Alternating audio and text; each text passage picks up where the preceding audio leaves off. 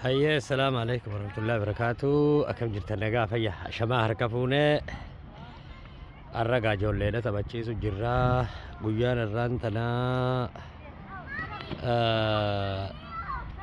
فرايداي جولاي خدتك أكاسي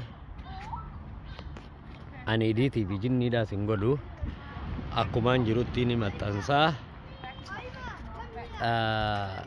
جولينا taphachiisaa jira. Iddoo tanatti akkumaan duraan isiniin jechaa ture gara YouTube deebi'uudhaan haala osoo maallaqa keessan hin nyaadhamne Awustiraaliyaatti seenuu dandeessan haalota adda addaarraa maaltu godhamuu qabaa, akkamitti appilaayi godhannaa, haala adeemsa Awustiraaliyaadhaa akka gaariidhatti kaniin irraa isin barsiisu tahaa jechuu barbaadeeti. Akkasii viidiyoo sheer sabskiraayib laayik godhuun dagatinaadha. Haala gartee barnootaati. Amma barnoota irratti hin dalaguudhaaf ta'e. Barnoota hoggaan isiniin ja'u haala akkamitti akka gartee biyya Awustiraaliyaa, Kanaadaa, Ameerikaa itti seenuu dandeessan, maal ulaagaa akkam guutuu dandeessan, haala akkamitti iyyachuu dandeessan, akkamitti fudhatamuu dandeessan, hoggaa fudhatamtanoo maal godhuu qabdan,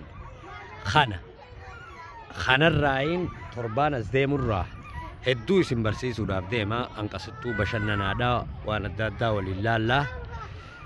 Sabskiraayibis godhaa, sheeris godhaadha. Bakkimaan tanatti argamnu Awustiraaliyaa isteeta yookaan kutaa bulchiinsa Taazmaaniyaadhaa keessatti argamna. Magaalaa guddittii isaanii magaalaa guddittii Awustiraaliyaa maali isteeta kana Hoobaa jechuudha.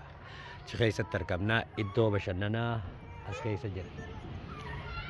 Kana fuula kana duubatti argitan kuni istaadiyooma guddaa. Istaadiyooma hoggaa jaanii intarnaashinaala jechuu barbaadeeti.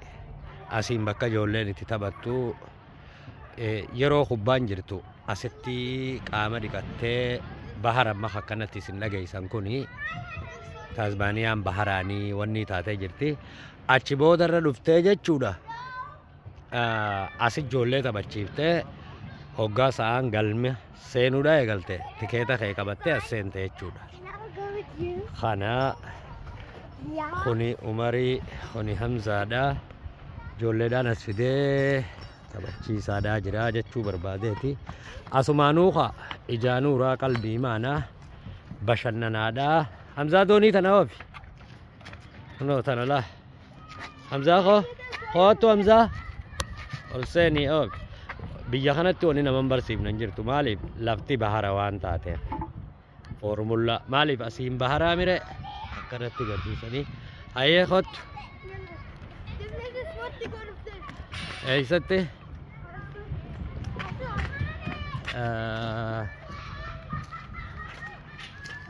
hayyee irraa bani ulaa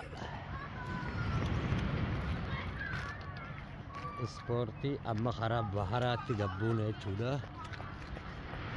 Kuni karaa istaadiyoomaatti biyya ajaa'ibaati. Kunoo asitti ispoortii godhan. Amma asiin adiiqaa yookaan paarkii keessaa baanee jirra. Eeriyaan kun guutuun bakkumaan akkanaa qabu istaadiyoomni guddaan kana kun. Istaadiyoonummaan kun qafiira irraa kaasee akka diridhaa fakkeenyaaf fudhanne qafiira irraa kaasee hanqa ganda garaadaati. Lafti tun jechuu barbaadeeti. Kunoo asirratti ispoortii hojjetan. Iddoo ispoortiidhaati. Iddoo ispoortiidhaati. Akkas gaa'ii viidiyoo laayik, sheer, sabskiraayib godhuun dagatina. Yes. Kunoola. Hamzaa fi Umar. Amuri. Maal khosiif hin taane